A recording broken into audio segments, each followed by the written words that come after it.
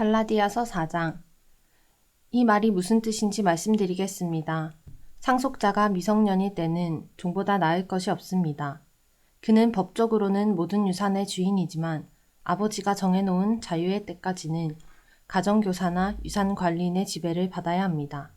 우리도 마찬가지입니다. 우리도 어릴 때에는 유치한 교훈, 이 세상의 가정교사와 유산관리인에 둘러싸여 종처럼 명령을 받았습니다. 스스로 행동을 결정할 권한이 없었습니다. 그러나 정하신 때가 찾아 아버지 하나님은 자기 아들을 보내셔서 우리와 마찬가지로 여자에게서 태어나게 하시고 율법의 제약을 받게 하셨습니다. 그것은 율법에 사로잡힌 우리와 같은 사람들을 건지시기 위해서였습니다. 그 결과로 우리는 자유인이 되어 정당한 상속자의 권리를 누릴 수 있게 되었습니다. 이제 여러분은 하나님의 자녀로 완전히 입양되었다고 자신있게 말할 수 있습니다. 하나님께서 자기 아들의 영을 우리의 삶에 보내셔서 아빠, 아버지라 부르도록 하셨으니 말입니다. 하나님과 친밀한 대화를 나눌 수 있는 특권을 가졌으니 여러분은 이제 종이 아니라 자녀입니다. 그리고 자녀이면 유산을 완전히 물려받을 수 있는 상속자이기도 합니다. 전에 여러분이 하나님을 개인적으로 알지 못하던 때에는 신성과는 아무 상관이 없는 신들에게 종노릇했지만 이제는 진짜 하나님을 알게 되었습니다. 아니, 하나님께서 여러분을 알아주셨습니다. 그러니 어찌 다시 종이 호랑이들에게 굽실거릴 수 있겠습니까? 그런데도 여러분은 특정한 날과 절기와 해와 관련된 모든 전통과 금기와 미신을 두려워하며 꼼꼼히 지키더군요. 여러분과 함께 있으면서 기울인 나의 모든 수고가 연기처럼 사라질까 두려울 따름입니다. 사랑하는 친구 여러분, 내가 여러분과 함께 있을 때에 여러분의 입장에 서려고 노력했던 것처럼 여러분도 나의 입장에 서려고 노력해 주십시오. 그때 여러분은 참으로 다감하고 친절했습니다. 여러분은 개인적으로 나에게 함부로 하지 않았습니다. 여러분도 잘 알다시피 내가 여러분에게 메시지를 전하게 된 것은 내 육체가 병들었기 때문이었습니다. 육체가 병들어 여행을 계속할 수 없게 되었고 나는 여행을 멈추고 여러분과 함께 있지 않으면 안 되었습니다. 내가 여러분에게 메시지를 전하게 된 것은 바로 그 때문입니다. 아픈 손님을 맞이하는 것만큼 골치 아픈 일도 없을 것입니다. 그런데도 여러분은 하나님의 천사를 대하듯 나를 대했습니다. 여러분은 마치 예수께서 친히 여러분을 방문하시기라도 한 것처럼 나를 대하면서 예수를 대하듯 했습니다. 그런데 여러분은 그런 사실을 까마득히 잊었습니까? 그 당시 여러분이 느꼈던 그 만족은 다 어떻게 된 것입니까?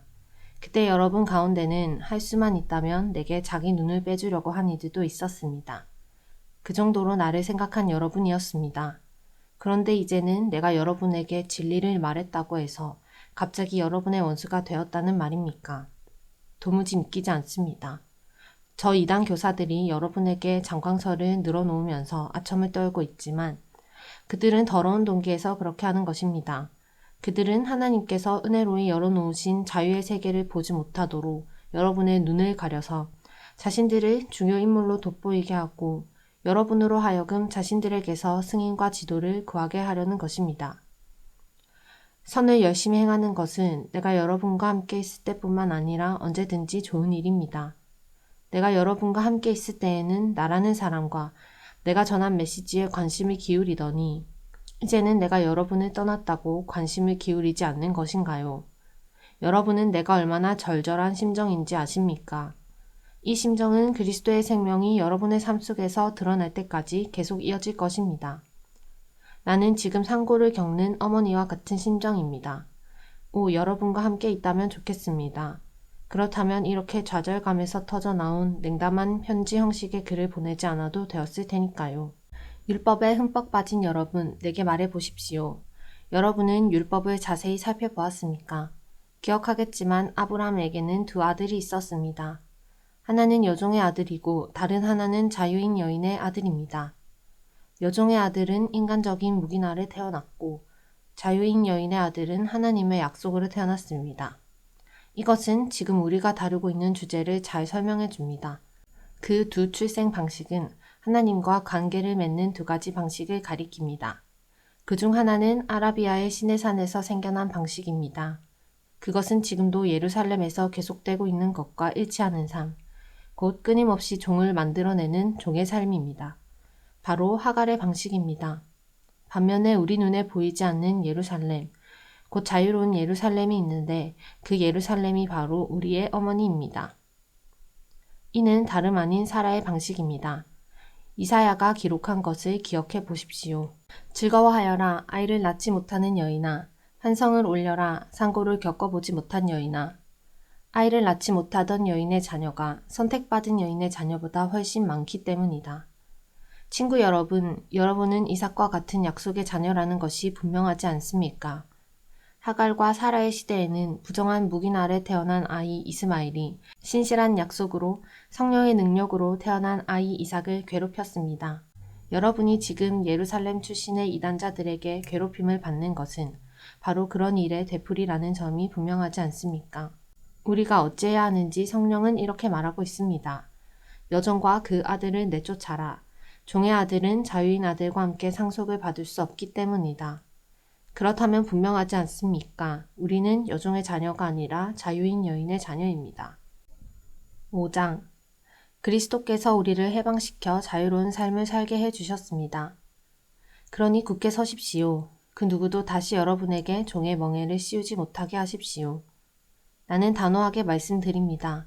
여러분 가운데 누군가가 할례를 받고 여타의 율법 체계에 굴복하는 순간 그리스도께서 애써 쟁취하신 자유라는 선물은 사라지고 맙니다. 거듭해서 경고합니다. 할례의 방식을 받아들이는 사람은 그리스도 안에서 이루어지는 자유로운 삶의 유익을 율법이라는 종의 삶의 의무로 바꾸는 자입니다. 나는 여러분이 의도한 것이라고는 생각하지 않지만 그런 일이 실제로 일어나고 있습니다. 여러분이 종교 활동에 기대어 살려고 하는 순간 여러분은 그리스도에게서 떨어져 나간 것이며 은혜에서 떨어져 나간 것입니다. 그러나 우리는 성령과의 만족스러운 사귐을 애타게 기다리고 있습니다. 그리스도 안에서는 종교적 의무를 성실히 준수하거나 무시하거나 아무 차이가 없기 때문입니다. 중요한 것은 그보다 훨씬 내적인 것입니다. 그것은 다름 아닌 사랑으로 표현되는 믿음입니다. 여러분은 아주 잘 달리고 있었습니다. 그런데 누가 여러분의 길에 끼어들어 여러분을 참된 복종의 길에서 멀어지게 했습니까? 그러한 탈선은 애초에 여러분을 경주로 불러주신 분께로부터 온 것이 아닙니다. 이 말을 그저 한 귀로 듣고 흘려보내지 마십시오. 여러분도 알다시피 약간의 누룩이 순식간에 반죽 전체를 부풀어 오르게 합니다. 주님은 내 마음 깊은 곳에 여러분이 변절하지 않을 것이라는 확신을 주셨습니다. 그러나 누구든지 여러분을 흔드는 자는 하나님의 심판을 받게 될 것입니다. 내가 다마스쿠스 길에 들어서기 전에 그랬듯이 지금도 계속해서 할례의 방식을 전하고 있다는 소문은 터무니없는 것입니다. 만일 그렇다면 왜 내가 지금도 박해를 받겠습니까? 내가 그 낡은 메시지를 전하면서 이따금 십자가를 언급한다면 아무도 기분 상하지 않을 것입니다. 그처럼 물에 물 탄 듯한 메시지는 아무도 상관하지 않습니다.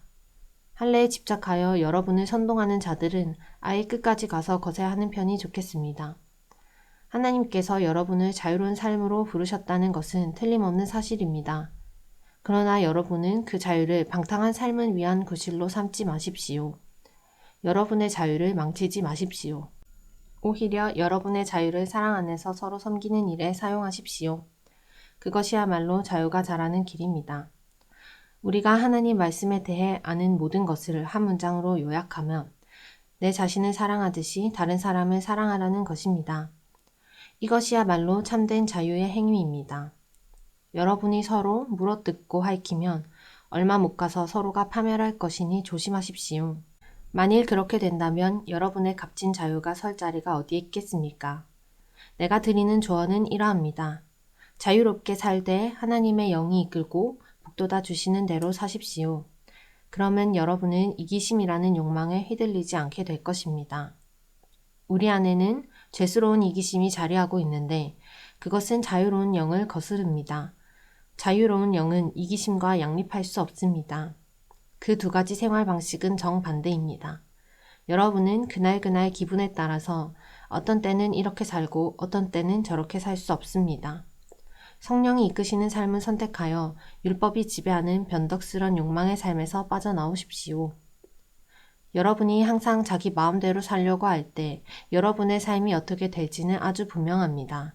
사랑 없이 되풀이되는 값싼 섹스, 악취를 풍기며 쌓이는 정신과 감정의 쓰레기, 과도하게 집착하지만 기쁨 없는 행복, 껍데기 우상들, 마술쇼 같은 종교, 편집증적 외로움, 살벌한 경쟁, 모든 것을 집어삼키지만 결코 만족할 줄 모르는 욕망, 잔인한 기질, 사랑할 줄도 모르고 사랑받을 줄도 모르는 무력감, 찢겨진 가정과 찢어진 삶, 편협한 마음과 왜곡된 추구, 모든 일을 경쟁자로 여기는 악한 습관, 통제되지도 않고 통제할 수도 없는 중독, 이름뿐인 꼴사나운 공동체 등이 그것입니다.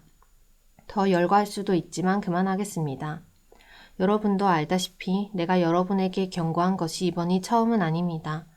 여러분이 자신의 자유를 그런 식으로 사용하면 여러분은 하나님 나라를 상속받지 못할 것입니다. 그러나 우리가 하나님의 방법대로 살면 어떤 일이 일어날까요? 과수원에 과일이 풍성히 맺히는 것처럼 하나님께서 우리의 삶의 여러 가지 선물, 다른 사람들에 대한 호의, 풍성한 삶, 고요함 같은 것들을 풍성히 주실 것입니다. 또한 우리는 끝까지 견디는 마음과 긍휼히 여기는 마음과 사물과 사람들 속에 기본적인 거룩함이 스며들어 있다는 확신을 갖게 될 것입니다. 우리는 충성스럽게 헌신하고 우리가 살아가는 방식을 강요하지 않으며 우리의 에너지를 슬기롭게 모으고 관리할 수 있을 것입니다. 율법주의는 이와 같은 삶을 자라게 하는데 아무 도움이 되지 않습니다. 그리스도께 속한 사람들에게는 자기 마음대로 사는 삶이나 남들이 필요하다고 말하는 것에 부화뇌동하는 삶이 영원히 끝났습니다. 그들은 그런 삶을 십자가에 못 박았습니다. 이것이 우리가 선택한 삶, 곧 성령의 인도를 받는 삶이니 그 삶을 그저 머릿속 사상이나 마음속 감정으로 여기지 말고 그 삶에 담긴 뜻을 우리 삶 구석구석에 힘써 적용하십시오. 마치 우리 가운데 누구는 더 낫고 누구는 모자라기라도 한 것처럼 비교하지 말아야 한다는 뜻입니다. 우리에게는 살면서 해야 할 훨씬 흥미로운 일들이 많습니다. 우리는 저마다 하나님의 독특한 작품입니다. 6장.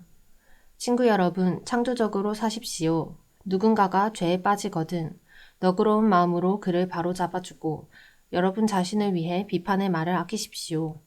여러분도 하루가 가기 전에 용서가 필요하게 될지 모르기 때문입니다.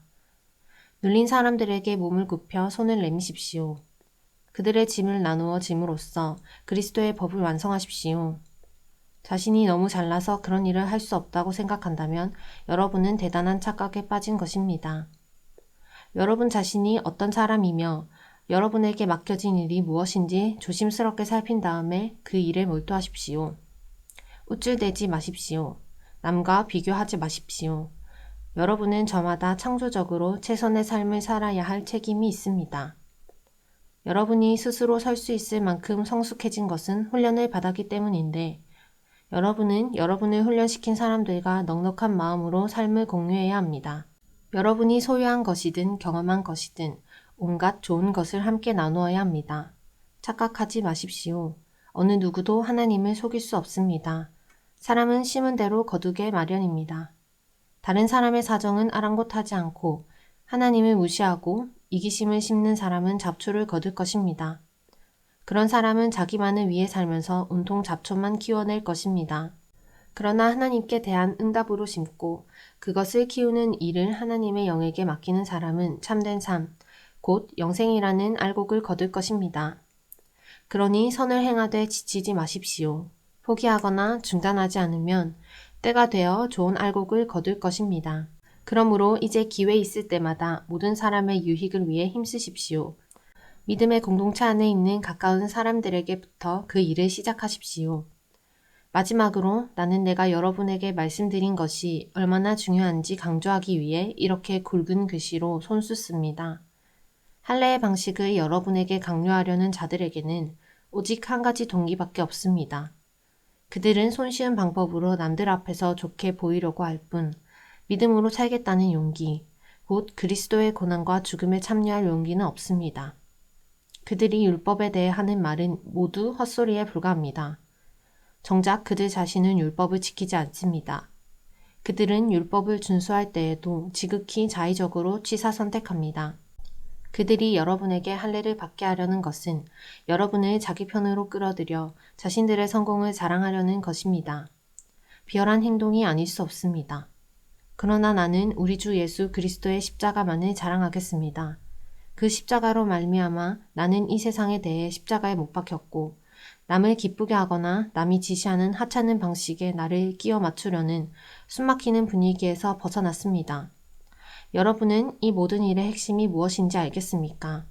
그것은 할례를 받거나 안 받거나 하는 일과 같이 여러분과 내가 하는 일에 있지 않습니다. 핵심은 하나님께서 지금 하고 계신 일에 있습니다. 그분은 완전히 새로운 것, 곧 자유로운 삶을 창조하고 계십니다. 이 기준에 따라 사는 사람은 누구나 하나님의 참 이스라엘, 곧 하나님이 택하신 백성입니다.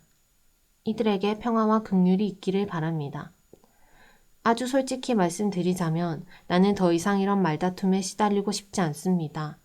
내게는 해야 할 훨씬 중요한 일이 있습니다. 이 믿음으로 진지하게 사는 것입니다. 내 몸에는 예수를 섬기다가 얻은 상처 자국이 있습니다. 친구 여러분, 우리 주 예수 그리스도께서 값없이 주시는 은혜가 여러분 각 사람 깊은 곳에 있기를 바랍니다. 아멘.